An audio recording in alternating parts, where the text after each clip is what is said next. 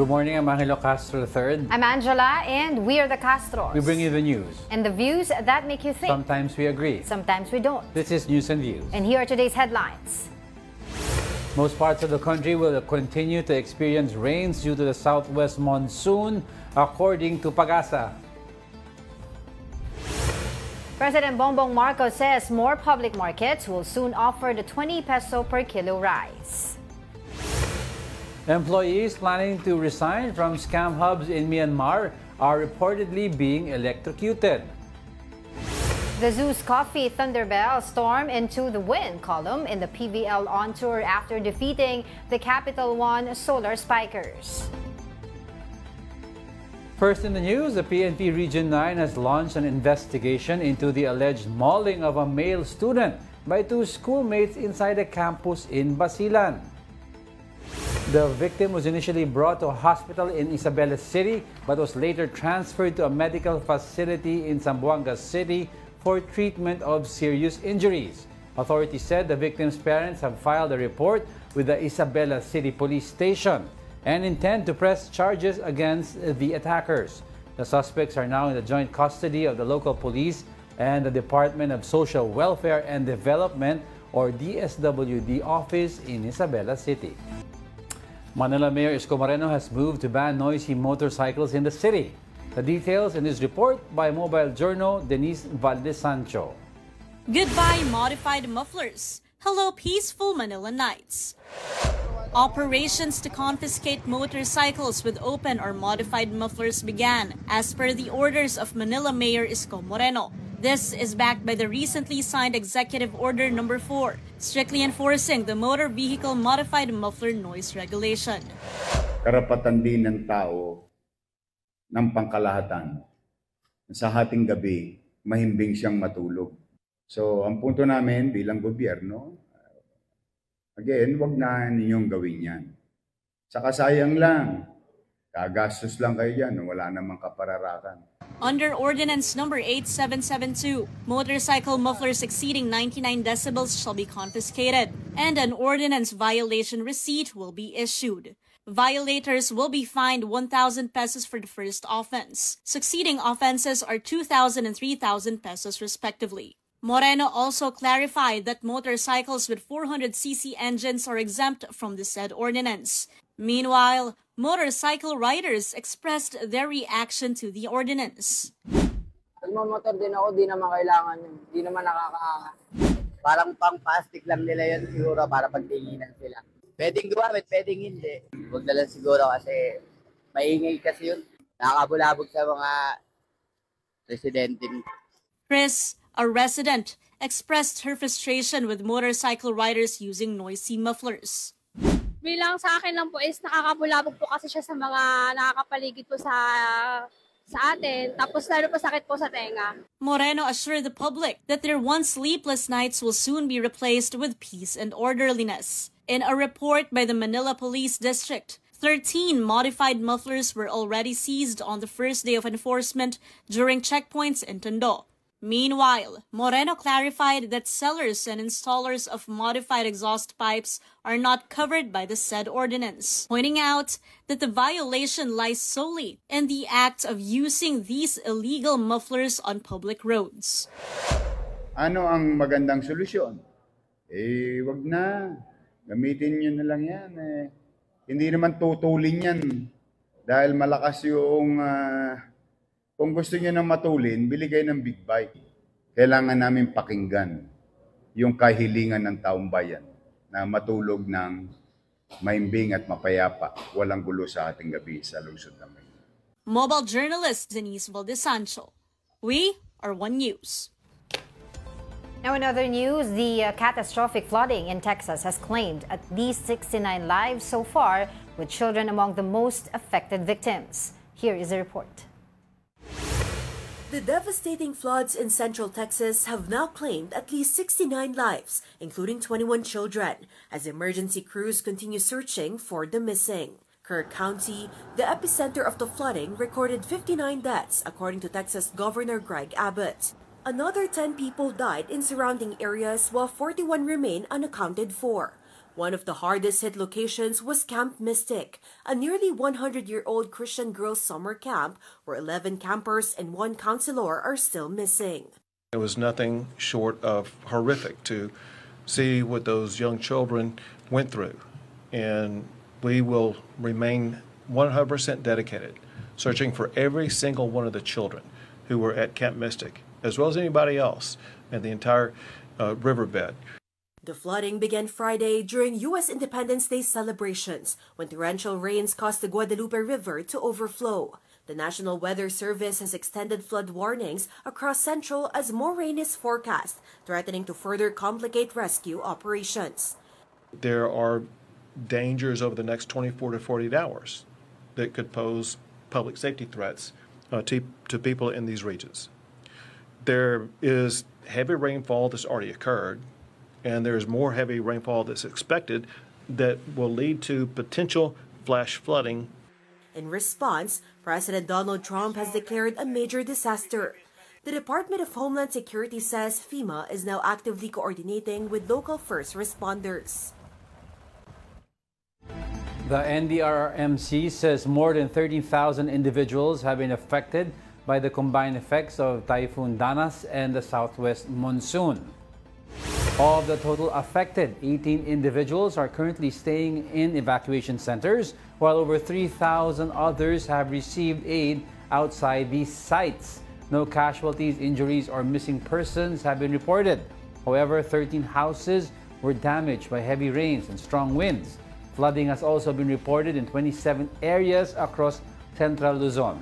Meanwhile, Pag-asa said that 10 to 18 tropical cyclones may still enter or form within the Philippine area of responsibility before the end of 2025, although they are not expected to be as intense as those from last year. Kasi last year is La Nina. Kapag ka La Nina kasi yung surrounding waters natin near the Philippines ay warmer yung kanyang sea surface temperature and fuel ito of course ng tropical cyclones. Now, Typhoon Bising has slightly weakened as it moves over the northwestern portion of Taiwan.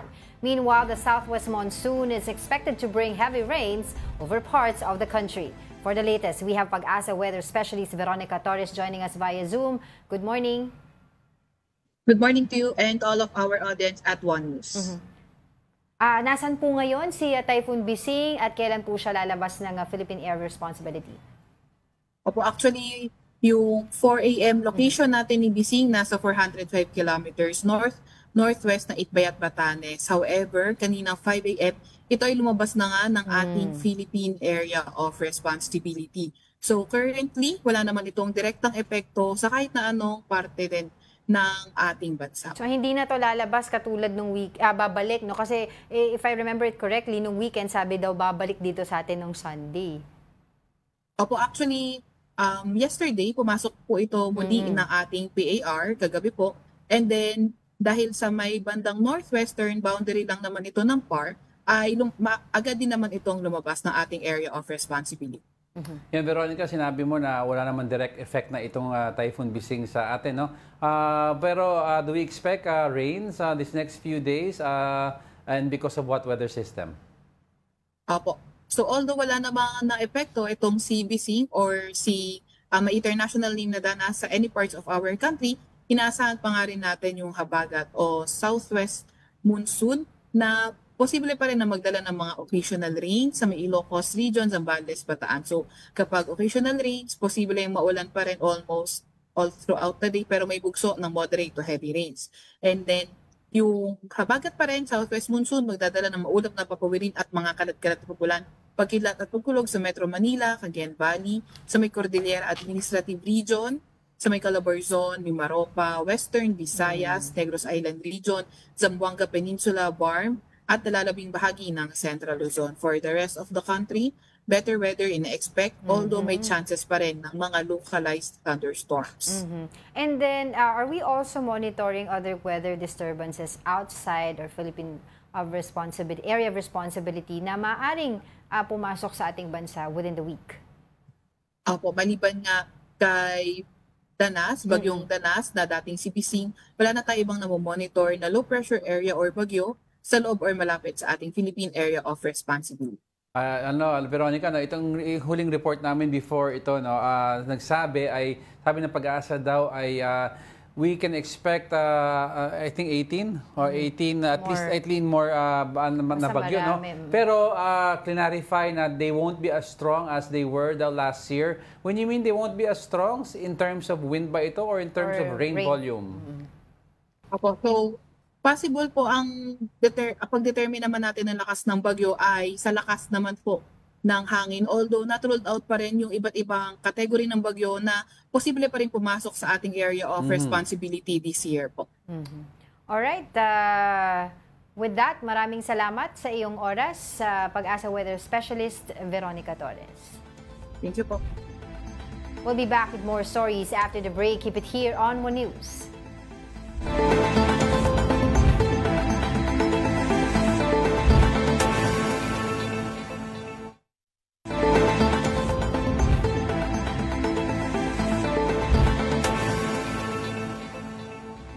Good morning. You're still watching News and Views here on One News.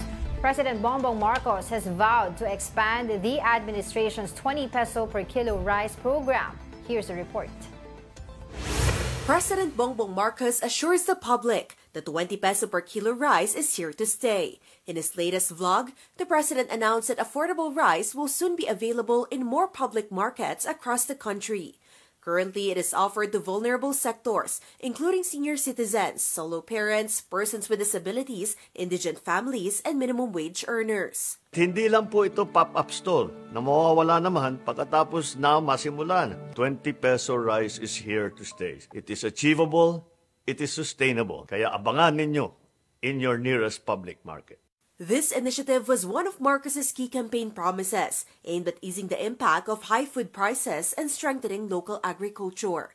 Marcos also stressed the importance of collaboration between national and local governments to expand the program's reach.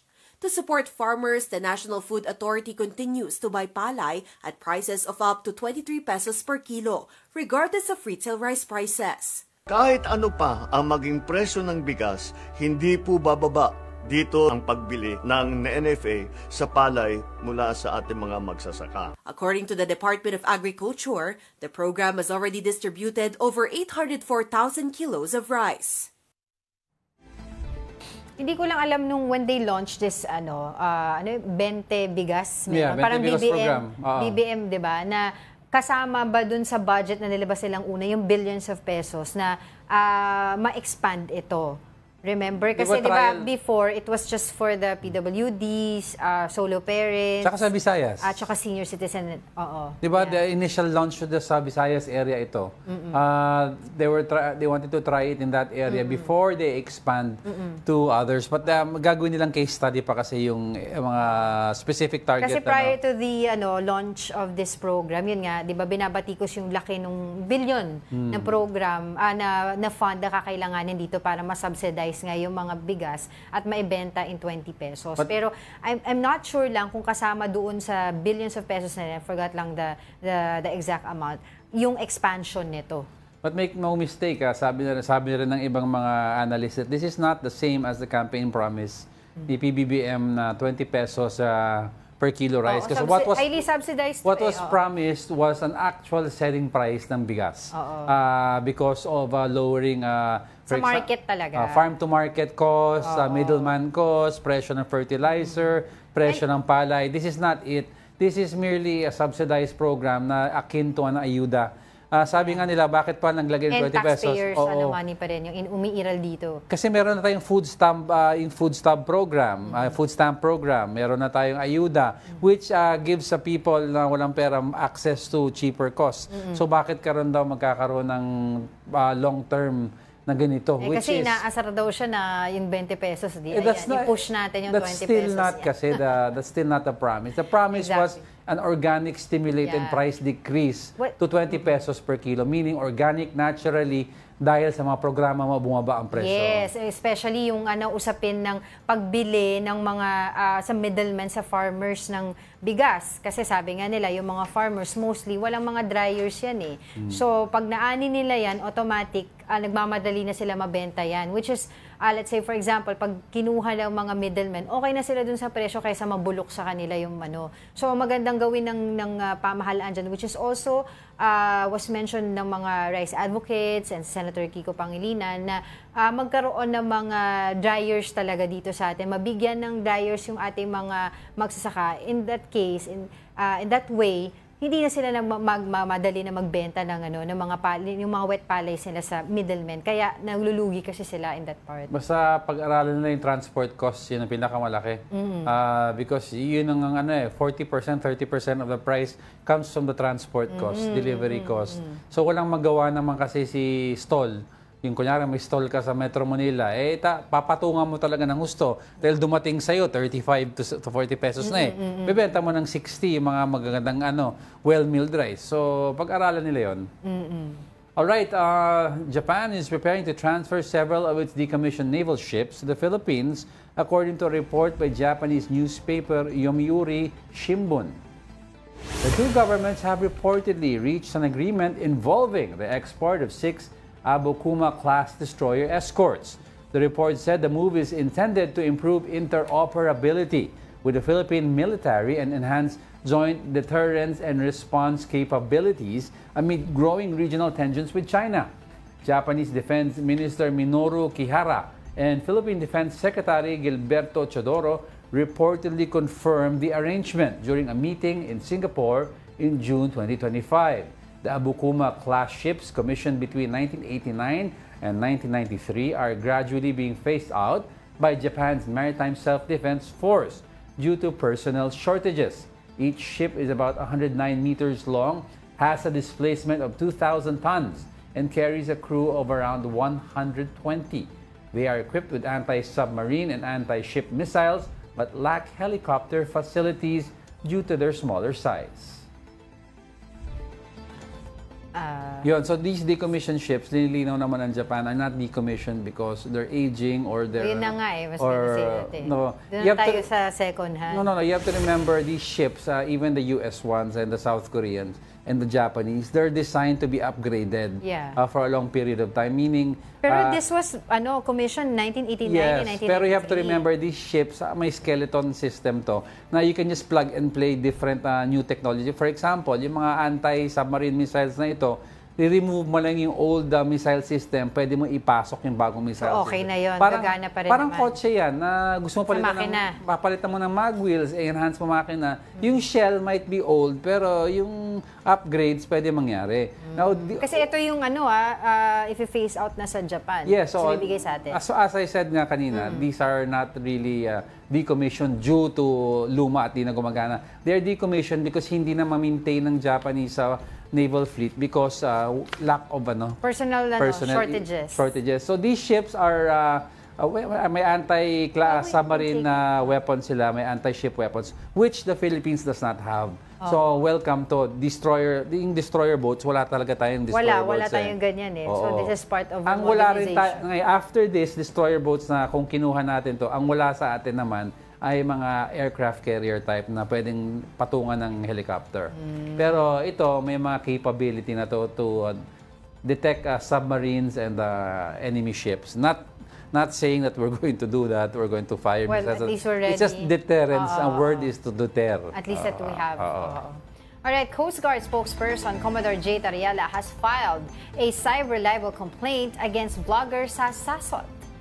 Sasot, known for her pro-Duterte post and large following, faces accusations of cyber libel for allegedly spreading false and malicious information about him. The complaint details several posts made by Sasot online, which Tariela said contained defamatory statements presented as fact but lacking supporting evidence. Sasot's posts included claims of Tariela allegedly receiving $4 million from the U.S. government, participating in an operation which calls Project Atlantis. A disturbing video showing a naked man being tortured is allegedly used as a warning to employees planning to resign from scam hubs in Myanmar. Here's the report. A naked man, his hands and feet in restraints, is being electrocuted while lying on a bed. This disturbing footage is being circulated as a warning video to employees of scam hubs in Myanmar who are planning to resign. According to Gladys, a Filipina and former scam farm worker in Myanmar, employees are threatened with violence whenever they show any sign of wanting to escape. Worse, some fellow Filipinos are allegedly reporting their own kababayans to Chinese bosses, especially those trying to seek help from the government. Yung wag nang magtitiwala kahit kanino, tsaka yung wag maging padalos-dalos. Ganun, kailangan patience ka sa lahat ng bagay. Hindi pwedeng kailangan mamadaliin. Beyond electrocution and beatings, many Filipinas in these scam hubs have reportedly been raped, with some now pregnant. The Civil Society Network for Human Trafficking Assistance reported that over 100 Filipinos have already appealed for rescue. Victims are typically promised call center jobs with monthly salaries ranging from 50,000 to 60,000 pesos. Despite lacking proper documentation, many are lured in by the offer, only to be forced into romance and cryptocurrency scams upon arrival. They would go to Thailand, misrepresent themselves as tourists, at alam naman po natin sa Thailand, they can go to the border not even using plane, no? May panahon by boat lang, hindi nila alam, pupunta na pala sila sa border at sila ay papasok na. Sila ay na-recruit na ng sindikato. The Bureau of Immigration has begun internal cleansing to remove officers allegedly involved in facilitating these illegal departures. A report from the Philippine Police Attaché in Thailand noted that many of those falling victim to scam jobs across Southeast Asia are former POGO employees. Now, joining us now to talk about the growing concern over human trafficking and the illegal recruitment of Filipinos, particularly in connection with scam hubs operating in parts of Southeast Asia, we have BI Deputy Spokesperson Melvin Mabulak joining us via Zoom. Magandang umaga po sa inyo. Thanks for joining us again. Hi Angela, magandang umaga po. Magandang umaga sa lahat ng nanonood sa inyong programa. Sir, paano po ba itong mga sindikato na to nakakapag-bypass ng immigration or dun sa mga border checks natin?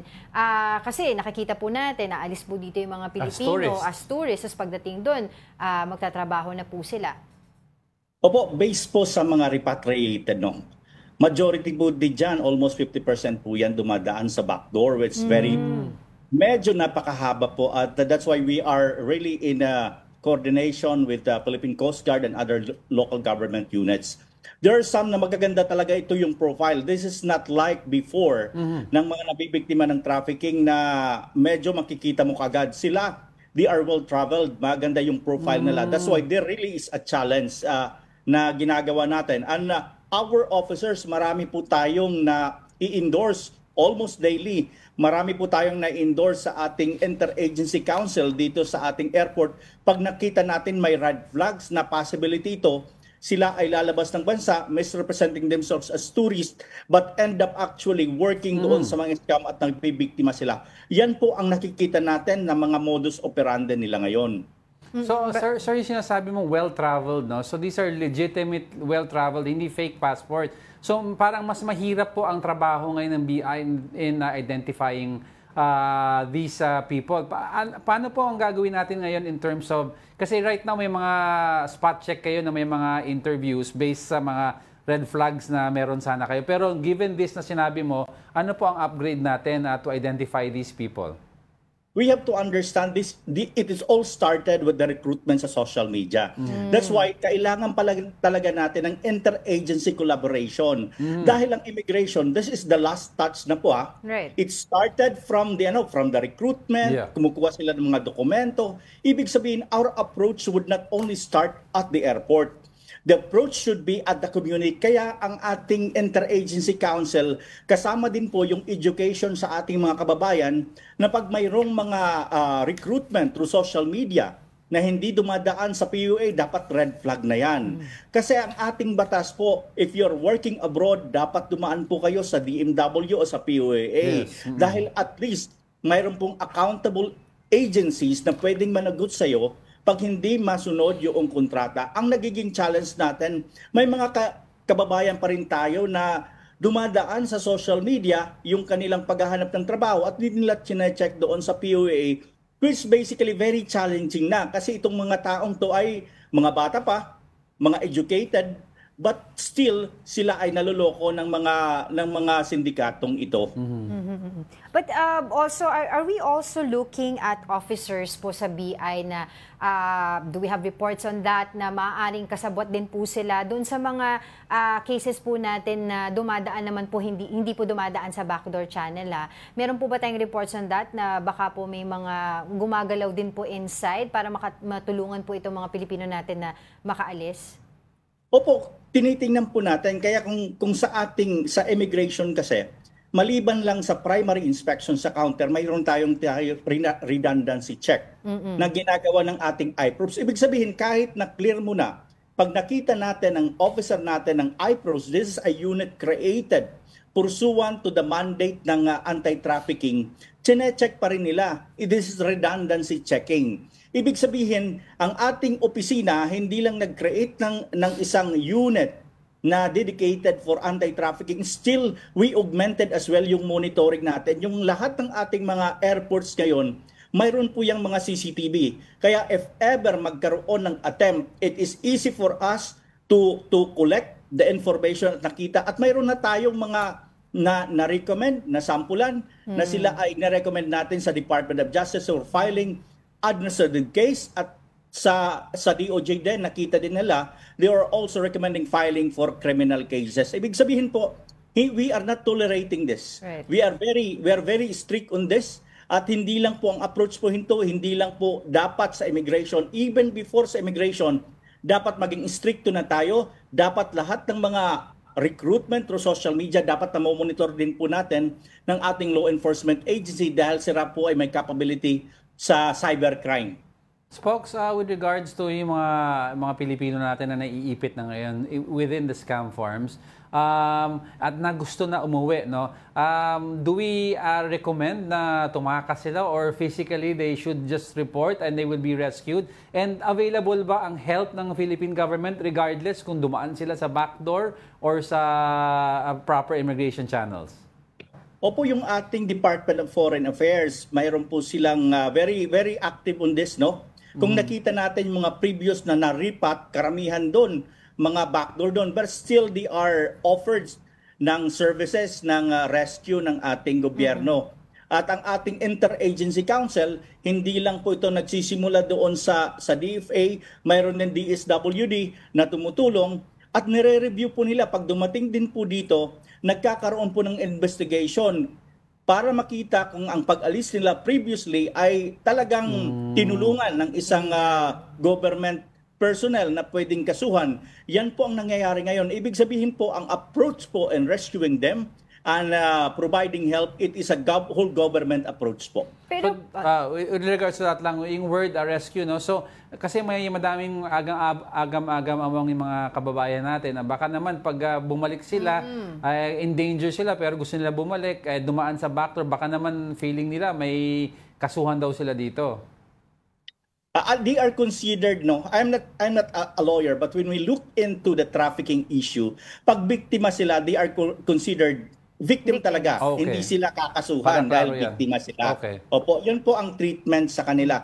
Ang medyo may nakita lang tayong mga cases na na-rescue na natin, sila ay nabiktima ng trafficking, but still the next time nag-attempt na naman sila umalis, representing tourists, tapos nabiktima na naman. Ibig sabihin po, we need cooperation din ng ating mga kababayan.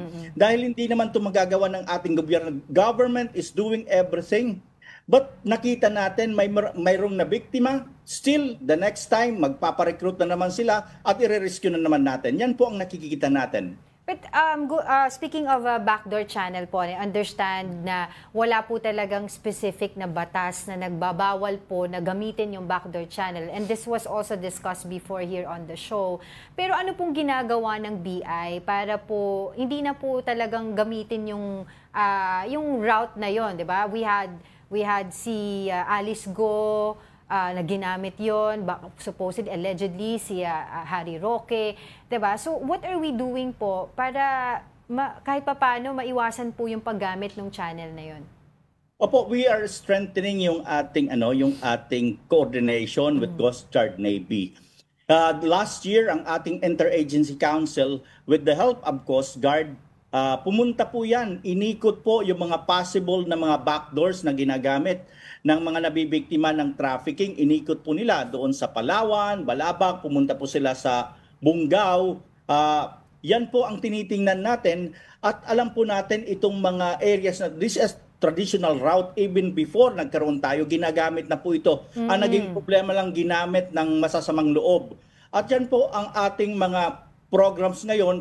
We are strengthening coordination with Coast Guard at the PNP, yung maritime nila, at Philippine Navy, including din po yung local government units kasi mayroon silang mga tao na andoon. Ang local government units ay under naman ng DILG, wherein sila ay member ng Interagency Council Against Trafficking. Ang ating pakikipag-ugnayan sa kanila, yan po talaga ang makakapagbigay ng solusyon nito dahil kahit anong bansa naman, pag in terms of border security, it's not only the immigration's duty but at the same time lahat po ng mayroong mga jurisdiction doon tinitingnan din po, kaya kailangan namin sa immigration ang pakikipag-ugnayan and we are currently doing that. Spokes, is exiting, para linawin ko lang, and for the education of our viewers, is exiting the Philippines by a Filipino through the backdoor channel considered illegal? And if so, ano po ang liability ng isang taong lumabas sa backdoor or wala sa batas ito? Dapat lahat ng entry and exit dapat tumaan sa formal port, no? Yeah. Kasi immigration, kung titingnan natin, luma na kasi yung Philippine Immigration Act 1940 pa. Yeah. Ang immigration, we designate, we assign personnel doon sa nationally recognized entry points and exit points na in-identify ng national government. Kaya andoon yung tinatawag natin CIQ, Custom, Immigration, and Quarantine. Yes. Yan po sila. If hindi po sila dumaan sa mga formal entry and exit, mayroon tayong ugnayan sa Coast Guard, no? Marami tayong cases na hindi sila dumaan sa formal entry and exit, tino-turn over sa atin ng Coast Guard. Ibig sabihin po, yun po ang current na nangyayari sa atin. But on the part sa immigration, kung ano yung available na trabaho namin sa mandato namin, yung ginagawa, but we are appealing din. Kaya nga nakita natin, very old na po yung batas natin, no? 1940 pa. At kailangan natin i-strengthen kasi bagong mga challenges po ito, no? Kailangan natin paigtingin para at least naman mas secure natin. It's not only about trafficking. It could either be national security din. Yan po ang tinitingnan natin. Right. Going back po dun sa nabanggit po ninyo kanina na nagsisimula ito sa recruitment via social media, doon po naniniwala yung ating mga kababayan sa mga recruitment strategies nila sa social media. Have we also tapped the ICT regarding this para po makipagtulungan sa inyong investigasyon kung sino man po may-ari ng social media account na yun and etc.? Yes po, ang ating Interagency Council, no, sila ang pinangunahan to ng Department of Justice at yung DSWD. Kasama doon yung Cybercrime Division ng PNP at yung NBI. Palagi po nilang ginagawa yun, may na-identify pag mayroon kaming nahuhuli dito sa airport, na-rescue namin sa airport, kino-turn over namin sa ating task force at pagkatapos they conduct investigation at marami silang nakikita. Ina-identify ng ating mga law enforcement agencies na mga social media, mga platform na ginagamit at alam po ninyo, ang bilis kasi na wala na, gagawa na naman sila, very challenging. Kaya ang ating approach dito dapat tingnan din po natin. Mga kababayan natin, makipagtulungan talaga at maniwala tayo, tumingin tayo doon sa mga advices ng ating gobyerno. Sir, meron na po ba tayong mga nahuli regarding this investigation? Kasi if I'm not mistaken, last year pa po ito nagiging problema, yung mga allegations of tortures, mga nakikita po natin mga videos na mga biktima po, mga Pilipino. Meron na po ba tayong nahuli dyan dito? Mga nag-recruit talaga sa mga Pilipino na mga doon po sa mga na-investigahan po ninyo? Opo, if you look back sa mga previous na mga balita, no, yung repatriation, even during the repatriation, may mga ni-repatriate pero yung kasama sa repatriated ay isa sa mga nag-recruit sa kanila at sila ay kinasuhan. Ibig sabihin po, tuloy-tuloy po pag dumating po dito, nagkakaroon yan ng investigation at maraming nahuhuli yung ating interagency, yung ating NBI, yung ating PNP. Okay.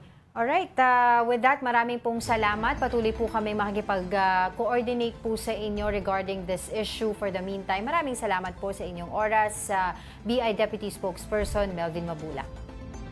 Maraming salamat po. Mabuhay po kayo. Don't go away because we're not done yet. Please stay with us.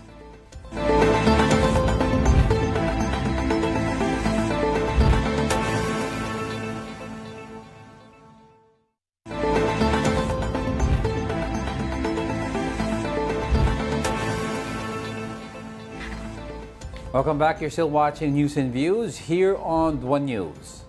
The bones of the missing Sabongeros could still be recovered in Taal Lake if allegations that were dumped there turn out to be true. That's according to the Department of Science and Technology, or DOST. DOST Chief Renato Solidum Jr. said remains do not decompose easily if they are underneath because oxygen levels decrease. He explained that if the bodies were lying in shallow water, oxidation could lead to the decomposition of the flesh, not bones. Whistleblower Julie Totoy Patidongan earlier revealed that kidnapped Sabongeros were already dead and thrown into the lake. Oo, yung bones, alam naman natin matagal yan bago they don't really decompose. That's why nga may fossils tayo from caveman era, from yung mga dinosaurs, because ang bones are the last to go. Yeah, and then sa loob, ang maganda pa dito, yung bones natin, may pwedeng may component na not within the Philippines, papadala mo abroad.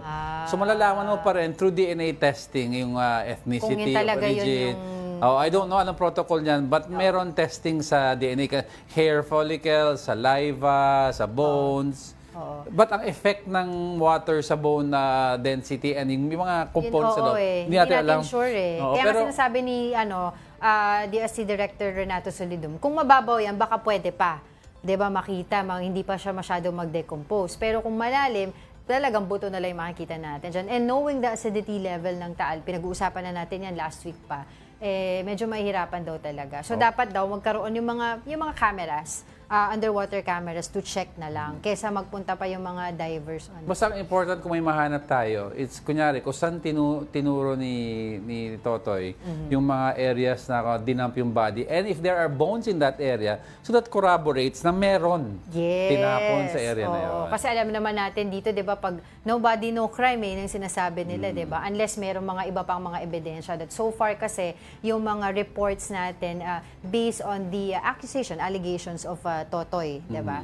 Wala pa tayo nakikitang yung concrete evidence. Okay. All right, another alleged case of hazing has surfaced at the Philippine Military Academy. The victim has been identified as 4th class cadet Amawi Bumagat Maragun. According to police, the alleged hazing occurred between September 2 and 29. He was reportedly subjected to a month-long ordeal involving intense physical exercises inside their barracks. However, the PNMA insists this cannot yet be classified as hazing. Their internal investigation suggests it was a case of quarrel among classmates. Despite that, 2 classmates who allegedly physically assaulted Maragun have already been suspended and are not allowed to attend classes for now. Meanwhile, the supposed squad leader, who is an upperclassman, has been sanctioned with 210 days of room confinement and 210 hours of touring as punishment. It's perpetrated and performed by their classmates. Kumbaga parang sir, is away magkaklase. Nagkakaroon sila ng ng pisikalan, kumbaga. Opo. Kumbaga they vent out their frustration doon sa kanilang classmate. Ayun, every time na siguro may mga hindi sila na perform as a squad. Kasi di ba yung training dyan sa PNMA, kung yung squad mo lags behind, dahil sa isang tao, damay yung buong squad. So siguro napikon. Pero PNMA condones these acts already. Pero ang question dito is, if this was happening for a month, bakit hindi nalaman ng PNMA authorities? Then also, going back dun sa isa pang bullying, yung sa Basilan, di ba, yung mga estudyante. So this calls for, talaga, yung ang tawag dito, masusing investigasyon at saka pagpapalaganap ng anti-bullying. Kasi if you can remember tayo, di ba sa PISA sabi tayo, bullying capital tayo of the world, ang Pilipinas. So we have that kind of problem na talagang lumalala. So dapat ano natin yan, iniimbestigahan, tsaka gumagawa tayo ng measures para mabawasan at saka mawala na talaga yung But bullying you have to remember, sa mga eskwelahan as well. Yung Anti-Bullying Act can cover schools, but although it should cover nationwide, ang problema kasi the PMA, they have their own set of rules there within the military. They have their own structures in place and belief systems, di ba? So if you say... Pwede kang ma-ostracize kapag ayaw ka nilang kausapin. Di ba kasi alam natin na the weakest link inside the squad is the whole squad. So in other words, lahat kayo damay-damay. They're trying to teach kasi camaraderie and teamwork. Diba? So kung may mahina na isa, mahina ang lahat. So ang yung anti-hazing law, pwede yun. Ang premise kasi nito is damay-damay. Kung may mahina isa, dapat inaangat ng buong team ang isa. Ang problema, imbis na iangat, sinasaktan nila. But I'm just merely pointing out yung mga nangyayari nga talaga na pagdating sa bullying, ang dami, number 1 ng Pilipino, napakaraming insidente dito ng mga bullying. But you're right also, ang PMA may sarili silang mga laws, but they cannot escape also yung mga Hindi naman laws, it's just that they have their own system inside. Yeah, system in place. It might not be official, but it's what they go by. Just like sa Philippine Marines, di ba? The Philippine Marines have their own system that they go by. It's not necessarily written in stone sa AFP, but they have their own, di ba, no man left behind or things like that. But doesn't necessarily mean na, di ba, ligtas na sila dyan sa mga ginagawa nila. No, I'm not saying ligtas sila. I'm just saying they should find a way to monitor this or make these people accountable. Kasi minsan, a lot of these, yung mga namamahala sa PMA are also sa military. And they respect these traditions. So minsan they turn a blind eye to this dumaan din kami dyan dapat dumaan lahat ng tao. Hanggang lumala na pala, may namatay o may nadamay. So kailangan may way tayo of controlling this or totally banning it outright. And also, yung binabalik ko kanina yung bullying din dun sa Basilan kasi hindi rin bad. Maganda yun, di ba? Niyayaya lang daw manigarilyo, ayaw, tapos binugbog Hindi na. pa nakontento sa sapak, tinuhod pa sa ulo. Exactly. Alright, in other news, plans to build a bridge to Talim Island in Rizal have been around for years. Some residents support it, hoping for easier access to and from the mainland. But others fear it could do more harm than good. Para bigyan ng mukha ang balita, Mobile Journal, Merimon Reyes.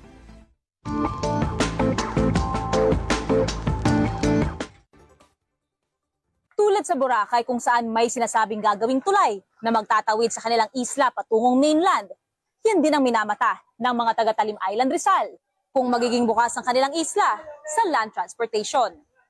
Matatagpuan sa Laguna de Bay ang largest lake island na pinangalan ng Talim. Isang bahagi nito nasa ilalim ng munisipyo ng Cardona habang ang kalahati naman ay sa Binangonan, parehong nasasakupan ng probinsya ng Rizal. Bangka lang ang nagagamit ng mga residente para makatawid sa isla. Matagal nang may lumalabas na planong magtayo ng tulay. Kamakailan, muli lumutang ang usaping ito. Ayon sa chairman ng Barangay Navotas Talim Island, maganda rin naman kung may tulay ng matatawiran. Sabi ko, wala naman pong problema kasi madidevelop at yung aming barangay, yung bayan namin, may ayos. Biro mo, pag may sakit, ibig sabihin kung walang sasakyan, yung travel mo sa bangka, kung wala kang bangka, kung dito may sakyan, kahit anong sakit, pwede kang Pumetuloy, mabilis. Ganito rin ang sentimiento ng ilang residente, gaya ng pet owner na si Alice. Limitado raw kasi ang access nila sa veterinaryo sa isla. Nakakatulong po sa mga tao, lalo sa mga hayop. At talagang napakahirap. Gato naglalakas sa hangin, wala kang maasakang bangka. Kaya kailangan punta ka pang bayan. Para sa ilang mangingisda, mapapabilis din ang transportasyon ng kanilang huli patungong bayan kung may tulay. Yun nga lang, nakakatakot lang daw na mapasok ang isla ng masasamang loob. Kasi pagka may tulay na, siyempre, madami ng tao ang, sino-sino tao na ang makakain, imbis na po kami taga-isla lamang. Para naman sa mga bangkero, delikado ang kabuhayan nila kapag meron ng tulay. Baka rin daw mapinsala ang lawa at ang isla.